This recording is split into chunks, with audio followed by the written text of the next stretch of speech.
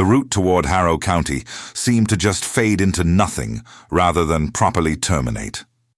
Elias Crow had spent close to 4 hours heading south out of St. Louis, watching the highway lose its confidence mile by mile, shrinking from a respectable 2-lane road into something barely deserving the name, finally devolving into twin muddy tracks, threading between oak and hickory, so thick the August sun could hardly penetrate to the forest floor. His Ford coupe, a '49 model, rattled across a wooden bridge spanning a creek that ran the color of chewing tobacco, and when he finally rolled into the town they called Vane's Crossing, Missouri, he got it immediately, why nobody beyond these county lines had ever bothered learning its name. The place had that temporary look, like somebody threw it together in a hurry with no expectation it'd still be standing a generation later. There was a feed store, a post office about the size of a broom closet, a diner with hand-painted lettering that read Lorene's in red paint gone dull with weather, and a sheriff's station with a rusted pickup truck parked out front, so permanently it looked like the vehicle had decided this was home, and nobody'd mustered the energy to argue. A water tower rose at the town's edge, with Vane's Crossing stenciled across its belly, unletter already curling away from the metal, so it actually read Vane's Crossing, which somehow felt exactly right. Elias was 34, built narrow the way men get when they forget meals regularly, with dark eyes that had learned through years of newspaper work to stay steady even when the rest of his face was working overtime. He'd been with the St.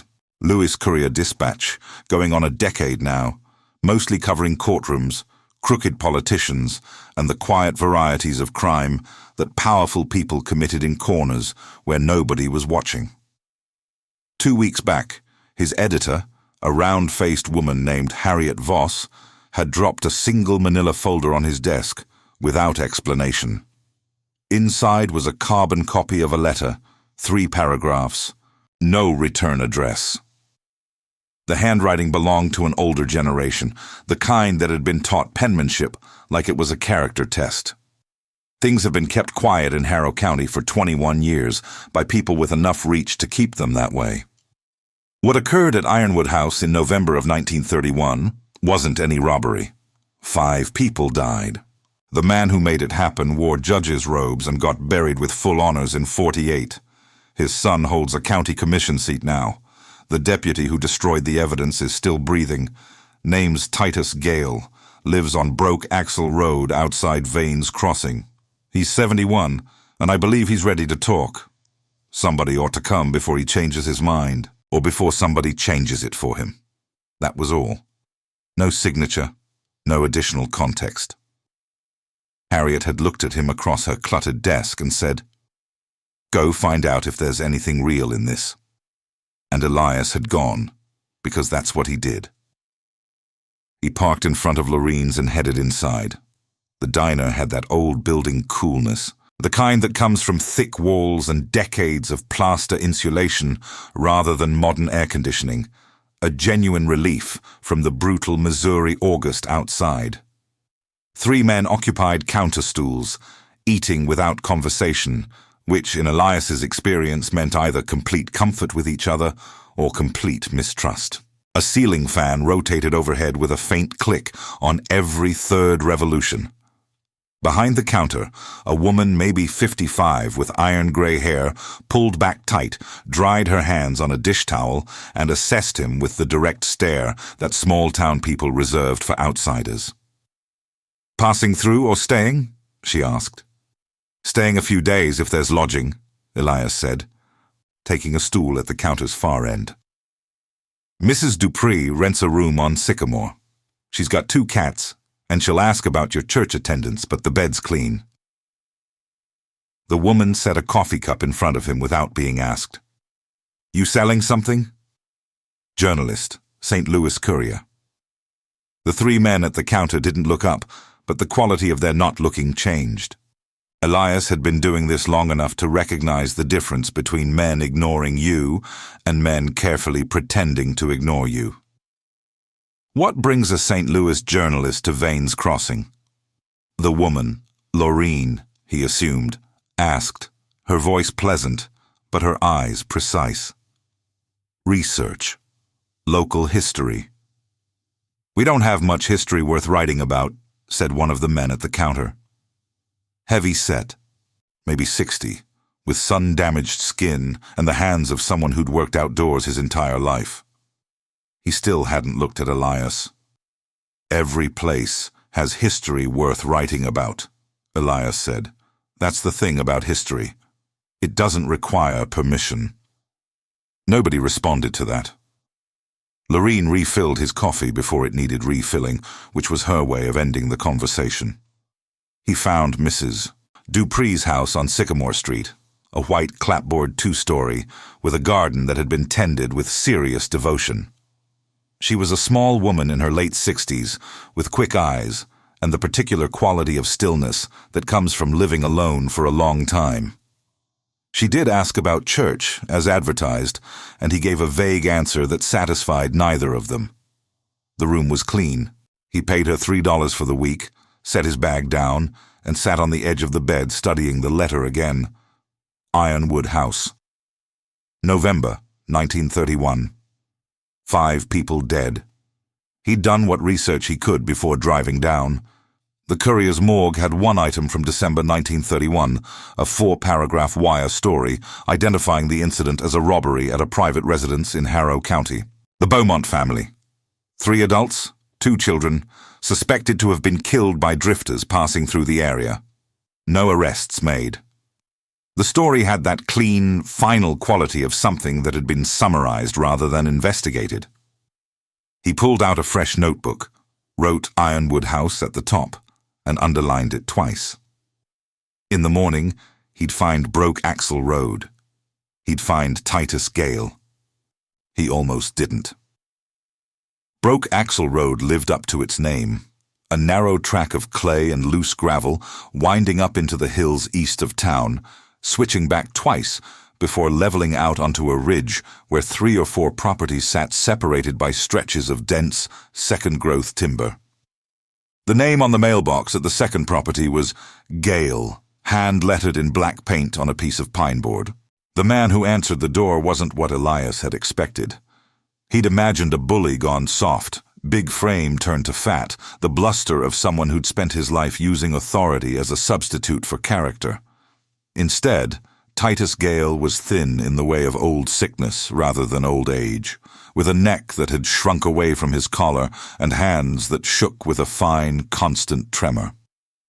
His eyes were pale blue and remarkably clear, and they assessed Elias with a directness that was almost aggressive. "You the newspaper man?" Gale said. It wasn't a question. Word travels fast. In this county, a stranger asking about local history reaches the right ears before noon. Gale held the door open. "Come in. I've been expecting someone for a while now. Wasn't sure it had actually happened." The interior of the house was sparse and clean, the home of a man who'd simplified his life down to its load-bearing elements. A wood stove in the corner, a table, 2 chairs, shelves with a few books, and a Bible whose spine was cracked with use. On the table, Elias noticed a glass of water and an amber pill bottle, the kind that came from a pharmacy with a doctor's name on the label. They sat across from each other. "Are you the one who wrote the letter?" Elias asked. Gale shook his head slowly. "I don't write letters. Haven't got the patience for it anymore." He looked at his hands. "But I know who did, and I didn't try to stop them." "Tell me about Ironwood House," Elias said. Titus Gale was quiet for a long moment. Outside, the woods were loud with cicadas, a high, relentless drone that seemed to press against the windows. Then the old man began to talk. The Bowmonts had come to Harrow County in 1908. This was what Titus Gale told him. And over the next 2 days, Elias would corroborate the broad details through county records, a local preacher named Aldous Fitch, who kept meticulous church rolls, and an 83-year-old woman named Edna Pratt, who'd grown up 2 ridges over from Ironwood House, and remembered the Bowmonts with the particular clarity people reserved for neighbors they both admired and resented. Harlan Bowmont had come from Tennessee with a young wife, a moderate inheritance from a deceased father, and the conviction that the Ozark Hill country was undervalued land, sitting on a fortune in timber. He was right about the timber. The ironwood trees, also called eastern hop hornbeam, a small, dense-grained hardwood prized for tool handles and mallet heads, grew in thick stands on the upper ridges of the property he bought. 340 acres of hill and hollow that straddled the county line. He built a house from the lumber of those very trees, 2 stories, solid and plain, without architectural pretension, the kind of house that announced not wealth, but permanence. He called it Ironwood House because the wood in its walls was ironwood, and because Harlan Bowmont was a man who named things plainly. He and his wife Clara had 3 children. The oldest was a son, Renee, born 1912, who by 31 was 19, and working the timber operation alongside his father. The second was a daughter, May, born 1915. The youngest was a boy named Doss, born 1921, who was 10 years old in the November that everything ended. They weren't fancy people, Edna Pratt told Elias on the second morning, sitting in her kitchen with a cup of tea she'd been nursing for 40 minutes. She was the letter writer. Elias had known it the moment he walked in and saw the same deliberate handwriting on a grocery list pinned to her refrigerator. She didn't deny it when he mentioned it. Harlan Bowmont wasn't a man who put on airs. He paid his workers fair, which around here in those years meant a great deal. He gave credit at the store when people couldn't pay. He didn't tithe his way into favor with the church because he didn't need the church's favor. He'd already built the kind of reputation that comes from doing right, rather than being seen doing right. But someone wanted him gone, Elias said. Edna looked out her kitchen window. Someone wanted his land. The man she was referring to was Judge Orville Stout. Orville Stout had been the circuit judge for Harrow County from 1921 until his death in 48. He was, by all accounts Elias could gather, the most powerful man in 3 counties, the kind of figure whose influence was both formal and informal, who held legal authority in the courtroom and social authority everywhere else, who knew which debts were owed by whom, and never forgot a favor given or a slight received. He was well liked by most people in Harrow County, or at least well liked by the version of him they saw, the one that presided over county fairs, baptisms, and Rotary Club dinners with the easy grace of a man entirely comfortable in his position. What fewer people knew, or what fewer people were willing to admit knowing, was that Stout had spent years quietly acquiring timber rights across Harrow County through a network of legal arrangements so complex they were nearly impossible to untangle without a law degree and considerable patience. He didn't buy land outright. He bought rights, easements, and options, establishing claims that could be exercised when the time and price were right. By the late 20s, he'd assembled a timber portfolio that represented something close to a private empire, all of it documented in county records that, conveniently, he had considerable influence over. The one gap in that empire was the Bowmont timber. Harlan turned him down 3 times, Edna said, refilling her tea without offering any to Elias, which he'd stopped expecting. The last time was in the spring of 31. Stout made a serious offer. Good money, even for the time. Harlan said no. He said the timber was his children's inheritance, and he wasn't selling it at any price. She set her cup down. A month later, Harlan's timber operation lost its contract with the mill in Anders Fork. Stout owned a half-interest in that mill. It wasn't coincidence. But Bowmont didn't sell even then. No. She looked at her hands. Harlan Bowmont was a stubborn man. It was one of his best qualities, and it's what got his family killed. To understand what happened next, Elias had to understand the world that Harrow County was in November of 1931. The Depression had hit the Ozarks with a particular cruelty. This wasn't the concentrated urban misery of bread lines and shuttered factories. It was the dispersed, quiet suffering of communities that had never been prosperous, and were now simply desperate. Men moved through the region looking for work, sleeping in barns and under bridges, willing to do almost anything for $1. The county roads were full of transients, and the sheriff's office, understaffed, underfunded, and largely indifferent, treated them as background noise rather than individuals. The sheriff of Harrow County in 1931 was a man named Hubert Money. His deputy was Titus Gale. Hubert was Judge Stout's man. Titus Gale told Elias on their second meeting, sitting in the same chair in the same sparse room, his pale eyes steady. Not in an ugly way, you understand. Hubert was a decent man who made himself believe that being useful to Stout was the same thing as doing right by the county. Stout put him in that office, and Stout kept him there. And Hubert was grateful in the way that men are grateful when they've been given something they couldn't have gotten on their own. "And you?" Elias asked. Gale was quiet for a moment. "I was 21 years old. I thought being a deputy meant carrying a badge and keeping the peace. I didn't understand yet what the peace meant in a county like this, who it served and who it didn't." "When did Stout approach Money about the Bowmonts?" "September or October of 31. I wasn't in the room, but I saw the change in Hubert after. He stopped meeting my eyes the way he used to. He started taking calls at the office at night, which he'd never done before. And he told me one afternoon, out of nowhere, that I was getting the weekend of November 14th off, that I should go visit my mother in Poplar Bluff." Gale's hands folded together on the table. "I didn't ask why. I should have asked why. That's something I'll carry the rest of my life." He paused. "I went to Poplar Bluff. I was gone 3 days. When I came back, 5 people were dead. What happened at Ironwood House on the night of November 15th, 1931, took Elias 3 days to reconstruct. He did it the way he always did, not looking for a single source who could tell him everything, but building the event from fragments, from the edges inward, the way a picture emerges from puzzle pieces assembled patiently at the borders first. He found the fragments in places people hadn't thought to clean up.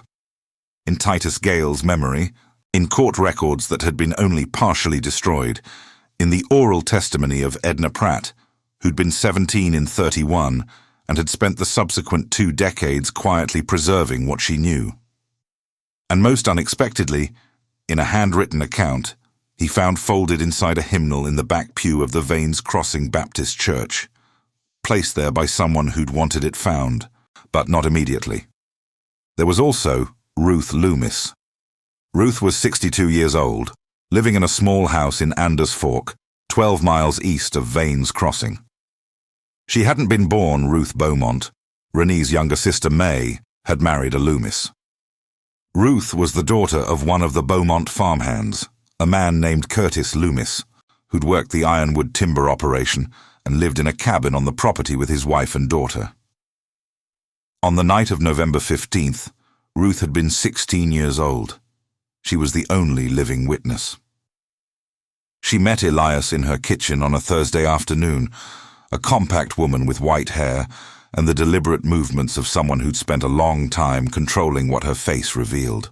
She made him coffee without asking if he wanted it, set it in front of him, and sat down across the table. "I've been wondering when someone would come," she said. "Were you waiting?" Elias asked. "For 21 years, I've been waiting for someone to come and someone not to come, and I haven't been able to decide which one I wanted more." She wrapped both hands around her own cup. "When they told me a journalist from St. Louis was asking around, I decided I was done waiting for the version that let me stay quiet." She told him what she remembered. The evening of November 15th had been cold, an early cold, the kind that came out of the north before Thanksgiving and settled into the hollows like a tenant who knew they were staying. Ruth had been in the cabin with her mother when they heard the first sound from the main house. Not a shot, which is what she'd always expect people to ask about first, but voices raised, angry. The specific register of men who weren't trying to hide the fact that they were angry. Her mother had told her to stay in the cabin. Stay quiet. Stay away from the windows. Her father, Curtis, had gone to the main house an hour earlier to help Harlan Bowmont with a repair on the cellar door. He hadn't come back. I waited for what felt like a long time, Ruth said. Her voice was flat and controlled, the voice of a woman who'd told this story to herself thousands of times in private, and had long since burned away the parts of it that could destroy her in the telling. Then, I heard something I couldn't unhear. It wasn't screaming exactly. It was a sound that came from somewhere in the house that I didn't recognize as human until I understood what it was. She paused. I went to the window. The cabin had one window on the side that faced the main house. The yard between them was maybe 40 yards. There were 2 lanterns burning on the porch of Ironwood House, and I could see enough. What she saw, 3 men on the porch of Ironwood House. None of them from the county. She didn't know them then. She would come to know 2 of their names later, through the incomplete investigation that followed. Darryl Critch and Wynne Bassett, drifters who'd been in the county jail in Vane's Crossing the previous week on a vagrancy charge and had been released with what Titus Gale would later understand to be suspicious speed. The 3rd man she never identified. She saw Sheriff Hubert Money's truck parked at the edge of the yard, its engine running, its lights off. She saw Harlan Bowmont come through the front door of the house onto the porch. There was a brief exchange she couldn't hear from the cabin window. Then she saw one of the men strike Harlan with something, a tool, a piece of lumber, she couldn't see clearly, and Harlan went down. After that, I stopped watching, Ruth said. Her hands around the cup had gone white at the knuckles. My mother had heard it too. She pulled me from the window and we went into the back room, and she pushed me behind the wardrobe and told me not to make any sound, regardless of what I heard. She said she was going to get my father. She said she'd be right back. She wasn't right back. Ruth stayed behind the wardrobe for 3 hours. She heard things she would not describe in detail to Elias and would not describe to anyone else for the rest of her life. At some point, she couldn't tell exactly when, time had ceased to function normally. The sounds from the main house stopped. Later she heard voices in the yard. Later still, she heard the sound of Money's truck engine. Then silence. She stayed behind the wardrobe until first light. When she came out and crossed the yard to the main house, she found what remained of the Bowmont family. And her father. Harlan Bowmont, Clara Bowmont, Rennie Bowmont, May Bowmont, 16 years old, Doss Bowmont, 10 years old, Curtis Loomis, 6 people, not 5. The Wire story from December had gotten that number wrong, which Elias now understood was not a clerical error. They didn't put my father in the count, Ruth said. Her voice was entirely level. He was a farmhand, a black man. They put him in the count of the robbery's collateral damage, and then they removed him from the count when they filed the official report. He didn't fit the story they were building. Elias set down his pen. "I'm sorry," he said, because there was nothing else to say.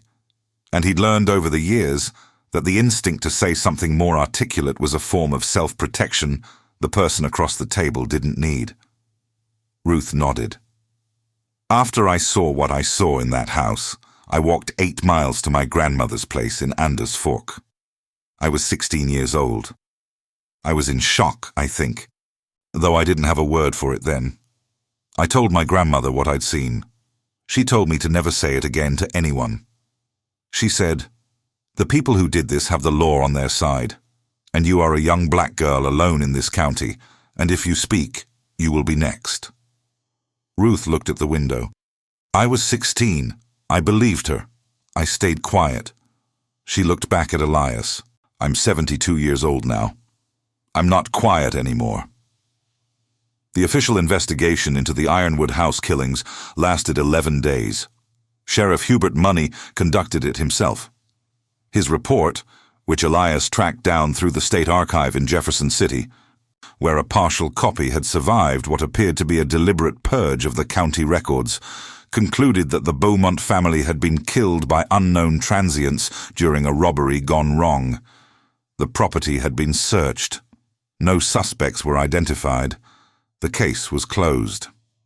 The property was subsequently subject to a lien claim filed by the Second Ozark Land Trust, a corporation Elias spent an afternoon untangling through Secretary of State records and eventually traced back, through two shell entities, to a holding company whose registered agent was a man named Walter Stout, Orville's brother.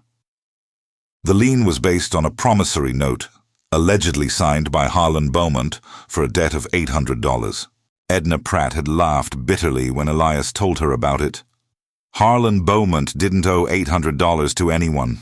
That man paid his debts the week they came due. He had a little book, a ledger, where he kept track of every cent in and out. His daughter May showed it to me once, every transaction written out in neat columns. She looked at Elias steadily. That ledger was never recovered. It wasn't in the house after the killings.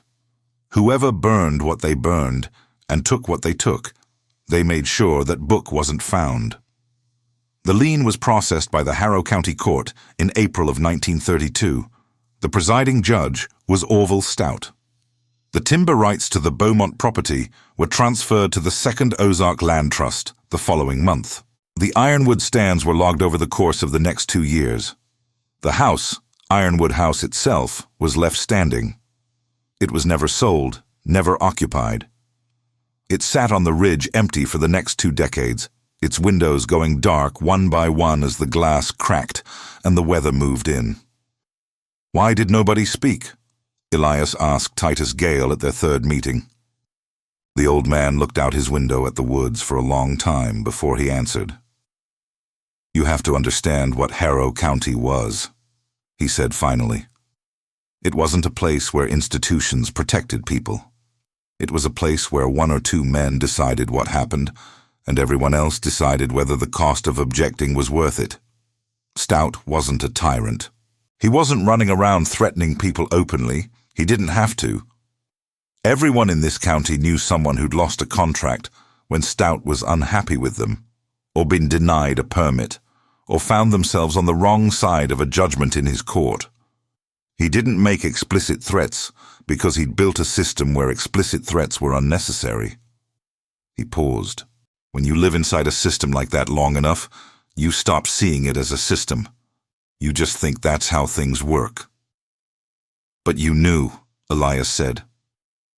"I suspected," Gale said. "When I came back from Poplar Bluff and saw what happened, I suspected. Hubert didn't meet my eyes for a month. The investigation it was theater. There was no investigation. There was a report that needed to say certain things, and it said those things." He pressed his lips together.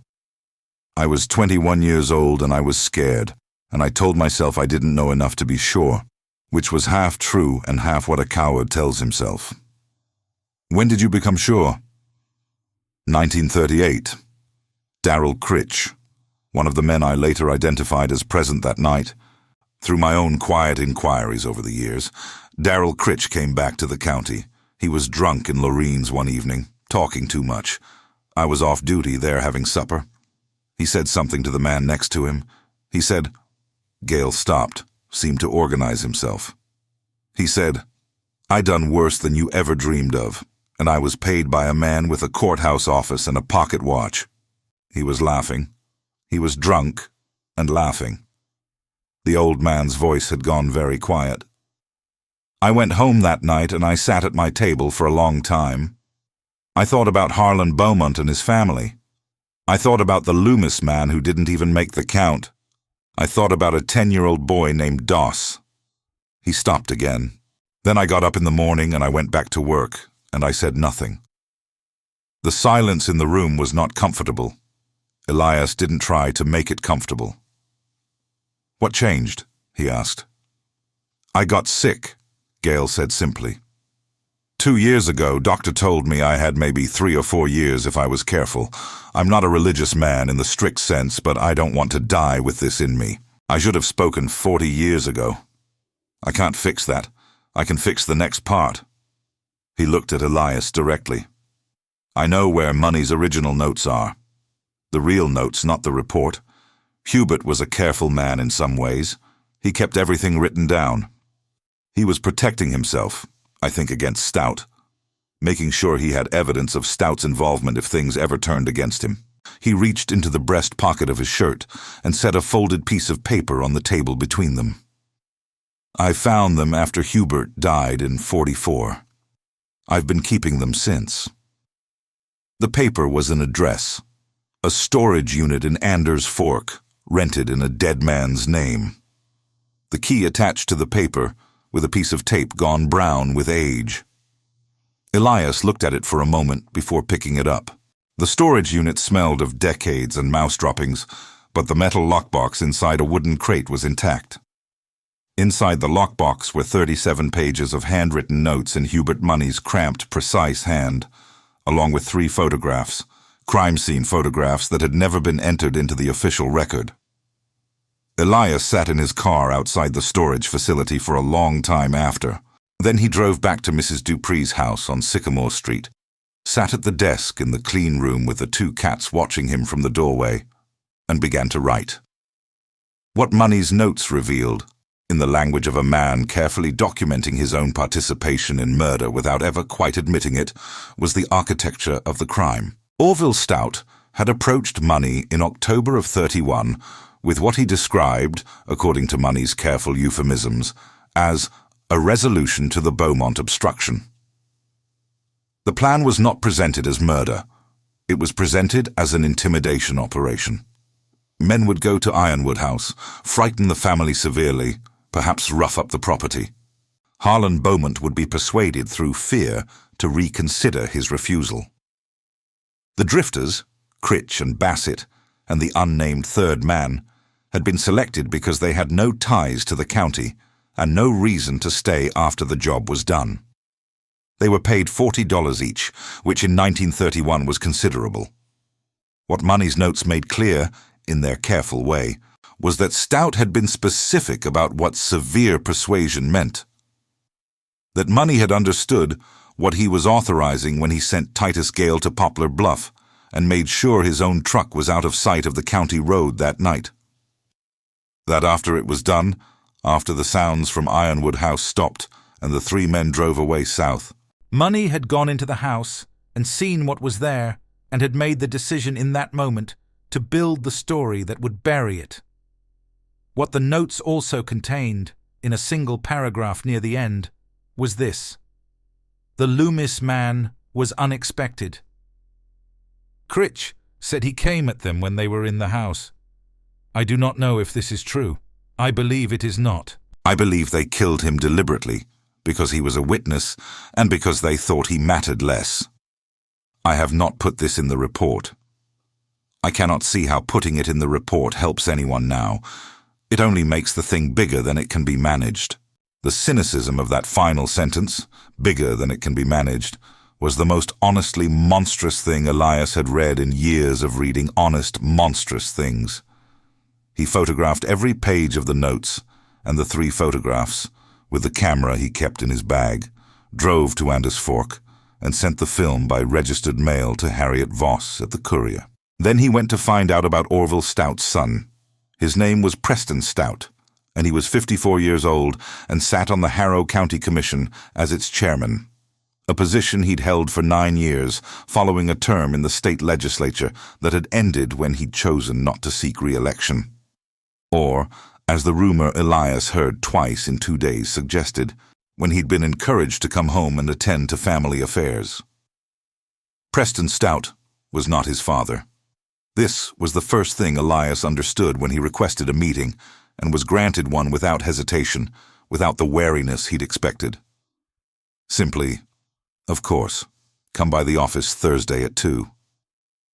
The county commission office was in the courthouse in Vane's Crossing, and Preston Stout's private office was a pleasant, unremarkable room with a window overlooking the square. He was a large man, broad-shouldered and fair, with his father's careful eyes set in a softer face. He shook Elias's hand firmly and poured them both coffee from a percolator on the credenza without making a ceremony of it.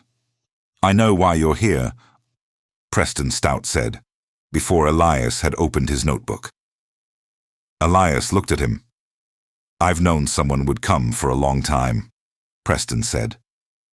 He sat back in his chair and looked at the ceiling for a moment, in the manner of a man who's rehearsed a conversation in his head many times and is now arriving at the moment he's been rehearsing for. "My father was not a good man. I have understood this with increasing certainty and decreasing ability to look away from it for most of my adult life.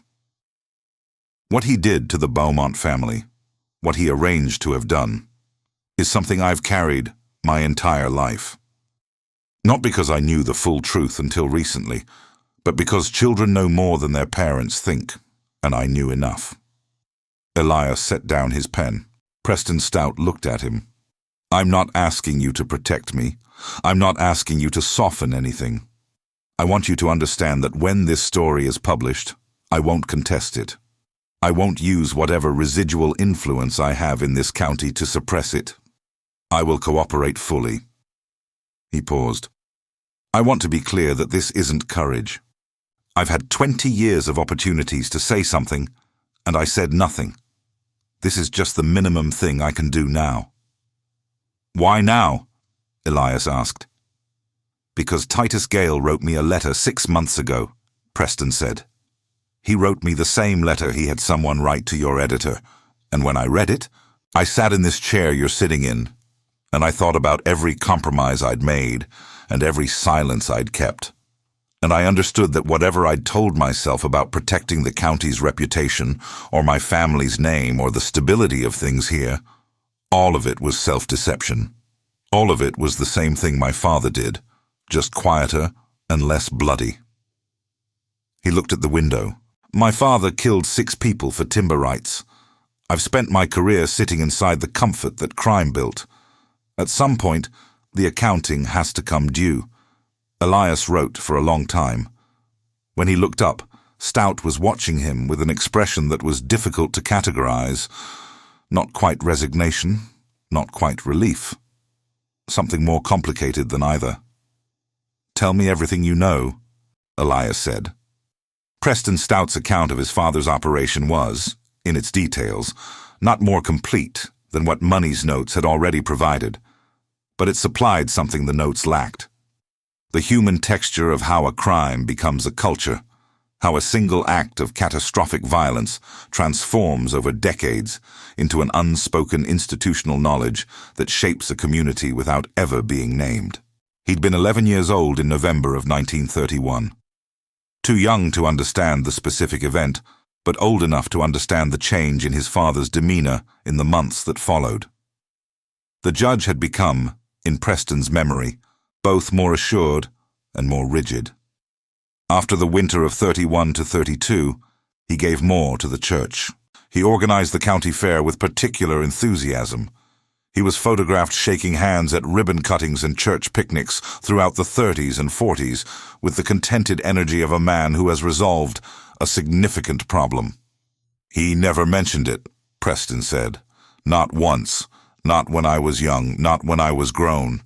When I came back from the war in 46 and joined his law practice and started learning the county's affairs, I began to understand the shape of what he'd done through the property records, the land trust, the timber receipts. But not the event itself, not what happened in that house. I told myself I didn't know. For a long time, I told myself I didn't know." "When did you stop telling yourself that?" 1952. Last year." He looked at his desk. Ruth Loomis's grandmother died, and before she died, she gave Ruth something. A letter she'd written herself years ago, describing what Ruth had told her the morning after it happened. A kind of testimony kept in a Bible on the theory that if both of them died, the letter might survive. He paused. "Ruth came to see me with that letter. She sat in that chair, and she told me what she'd seen from the cabin window and what she'd found in the house at dawn. And she looked at me and she said, 'I want you to know that I'm going to make sure this becomes known before I die.' I don't need your help. I'm asking you to decide what you're going to do when it does. And you decided. I decided. He looked at Elias directly. She gave me 6 months. She said if someone didn't come by August, she was going to drive to St. Louis herself. Elias thought about Ruth Loomis sitting in her kitchen, wrapping both hands around her coffee cup, saying, "I'm 72 years old now. I'm not quiet anymore." He thought about the letter in the hymnal in the back pew of the Baptist church, Ruth's grandmother's testimony, placed there as a fail-safe, as a message to whatever future might finally be ready to receive it. He thought about a woman writing a letter, and then placing it in a hymnal and then dying, not knowing if anyone would ever find it, having done what she could do, and leaving the rest to time and chance, and a 16-year-old girl who'd stayed behind a wardrobe for 3 hours in the dark and had been waiting ever since for the world to be ready to hear what she knew. "I want to see the house," Elias said.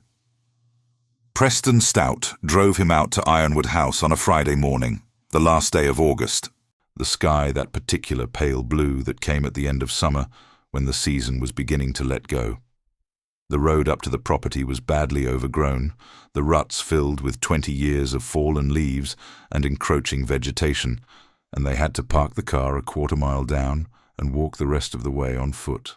The timber on the upper ridges was second growth now, young trees with smooth bark filling in where the old ironwood stands had been logged out, and the sound of the woods was different from what it must have been when the Bowmonts lived there. Less depth, less density. The particular quality of silence that old-growth timber creates, replaced by the brighter, thinner noise of younger forest. The house was still standing. This was the thing that surprised Elias, that after 21 years of abandonment, after weather and decay and the indifferent pressure of time, Ironwood House was still standing. The ironwood timber that Harlan Bowmont had built it from was among the hardest wood native to North America, and it had done what it was built to do. The porch had partially collapsed. The windows were all gone, the openings dark in a way that had less to do with shadow than with the complete absence of anything living inside. The siding had gone grey and was beginning to split in places, and vines had worked their way up 2 of the exterior walls with the patient, methodical ambition of growing things. But the structure held. The walls stood. The 2 chimneys were intact. The front door was still on its hinges, standing partly open, as though whoever had last left the house had stepped out for a moment and meant to come back. Elias stood at the edge of the yard and looked at it. He thought about Harlan Bowmont building this house from the trees of his own property, cutting and milling the timber himself, raising a structure meant to last. He thought about Clara Bowmont in the kitchen, about May at 16, about 10-year-old Doss. He thought about Curtis Loomis walking across the yard in the November cold to help Harlan fix a cellar door and not coming back. He thought about Orville Stout receiving the timber rights to this land a few months after what happened here, standing in his courthouse with his pocket watch in his hand, and feeling perhaps nothing at all. He thought about the ironwood trees, logged out and gone, and the house that had been built from them, still standing. "What happens now?" Preston Stout asked from beside him. "The story gets published," Elias said. "The full story, with the notes and Ruth's testimony and everything you've told me." He paused. "Critch and Bassett, do you know if either of them is still alive?" "Bassett died in 44, I believe. Critch..." Preston stopped. "I've heard he's somewhere in Arkansas. I don't know if that's current information. I'll try to find him." Elias took his notebook out and made a note to himself. "The county will need to decide what it wants to do with the property. There's a question of restitution, or at least of public acknowledgement, and there's a question of..." He stopped because what he'd been about to say felt inadequate. "A question of what it means," Preston said quietly. "Yes." They stood looking at the house for another few minutes. A hawk circled above the ridgeline, tilting on the thermal currents with the unhurried patience of a creature that operated on a different sense of time. My father thought the timber was the thing worth having, Preston said. He logged it out in 2 years. It was gone by 34, and the house is still here. He didn't say anything more, and Elias didn't fill the silence because there was nothing to add to that. The ironwood timber was gone, hauled out and milled and sold and spent into nothing. The house built from it remained. The Bowmont family, who had built the house and been erased from the county record and struck from the count, had outlasted the man who erased them by virtue of the simple, terrible persistence of what he'd done. The way it had lived in Ruth Loomis for 56 years, in Titus Gale's trembling hands, in Edna Pratt's deliberate handwriting, in Preston Stout's face. The story had survived. It had survived because stories built from the truth are harder to destroy than anyone who tries to destroy them ever understands. The article ran in the St. Louis Courier-Dispatch on September 28, 1952, across 4 columns on the front page under the headline, 6 Killed in 1931, Ozark Massacre, County Judge Orchestrated Murders, Records Show. It was the longest piece Elias Crow had ever written, and Harriet Voss ran it uncut. The response was significant. The Missouri State Attorney General's office opened a review the following week. 2 investigative reporters from Kansas City came to Vane's Crossing in October, then a team from a St. Louis radio station, then a correspondent from a national magazine. Darrell Critch was located in Fort Smith, Arkansas, living under a different name. He was 68 years old, sick, and did not resist when the investigators arrived. He gave a full statement to the Missouri state authorities in November. It corroborated every element of Money's notes, and added several details that made the notes' careful euphemisms unnecessary. The Harrow County Commission, chaired by Preston Stout, voted unanimously in December to transfer the Ironwood House property to a public trust with a mandate to erect a permanent memorial. Preston Stout did not seek re-election the following spring. He wrote Elias a brief note saying that he'd done what he could do and that it wasn't enough, but it was something. Ruth Loomis was interviewed by 3 separate news organizations and gave the same account each time, in the same flat, controlled voice, with the same quiet authority of a woman who had been waiting a very long time and had decided that every time she told it was another stone placed in a foundation that was not going to move. Titus Gale died in February of 1953. He had asked Elias at their last meeting whether he thought it mattered, what he'd done, the telling of it this late. Elias had thought about it for a moment before answering. Curtis Loomis was left out of the count. He wasn't in the report. He didn't exist in the official record. He was a man, and he died, and they made it so it didn't happen. He paused. He's in the count now. His name is in the record. That's not nothing. Gale had looked at him for a long time. Then he'd nodded once, slowly, with the careful movement of a man conserving something. No, he said. It's not nothing. Ironwood House still stood. In the spring of 1954, a crew from the county came to clear the land around it and stabilize the structure sufficiently to be preserved rather than demolished. They worked for 3 weeks, cutting back the vines, shoring up the porch, replacing the broken siding with new timber that was close but not identical to the original ironwood. The ironwood stands were gone, logged out 2 decades before, and nobody was pretending to replace what had been lost. On the day the crew finished, before they packed their tools and drove back to Vane's Crossing, the foreman walked around the perimeter of the house one last time. He was a local man, born and raised in Harrow County, who had grown up knowing nothing specific about Ironwood House except that it was not spoken of. He'd read the article in the Courier and felt what many people in the county felt, a complex, uncomfortable mixture of recognition and shame, and the particular grief of understanding that the place you come from is also the place where something like this happened and was protected and was buried and was, for 20 years, the ambient background of everything. He stood at the edge of the yard in the spring light, looking at the house. The new wood on the siding was lighter than the old wood, lighter, almost gold in the afternoon sun against the weathered gray of the original ironwood. You could see clearly where the original ended and the new began. The foreman thought briefly about trying to weather the new timber so it matched better, so the repair was less visible. Then he decided against it. Let it show, he thought. Let it show where the damage was and where the work was done. He got in his truck and drove back to town. The house stood on the ridge in the late afternoon light, and the new timber caught the sun, and the ironwood trees that had been cut down 20 years ago were gone and were not coming back. And the house built from them was still there, standing on the ridge above the hollow where the fog never fully lifted.